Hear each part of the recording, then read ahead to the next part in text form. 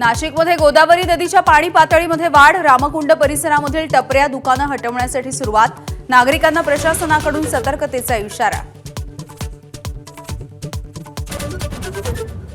वसई विरार नालासोपारा परिसर जलमय, अनेक सोसायटी, चाळी आणि दुकानांमध्ये अजूनही पाणी।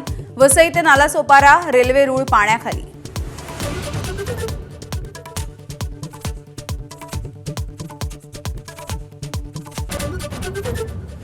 पालघरमध्ये मुसळधार पावसामुळे सूर्या नदीला पूर, मनोर राष्ट्रीय महामार्गावरती मासवणमध्ये पालघरकडे जाणारी वाहतूक ठप्प, पाणी साचल्यामुळे रुग्णाला घेऊन जाणारी खासगी कार पुराच्या पाण्यात अडकली।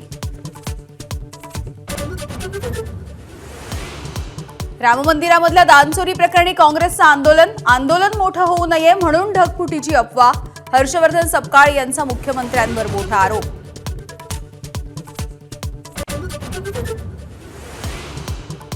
मुंबई पुणे रेल्वे मार्ग पुढील 2 ते 3 दिवस बंद राहण्याची शक्यता, दरड कोसळल्यामुळे रेल्वे मार्गावरची वाहतूक पूर्णपणे कोलमडली।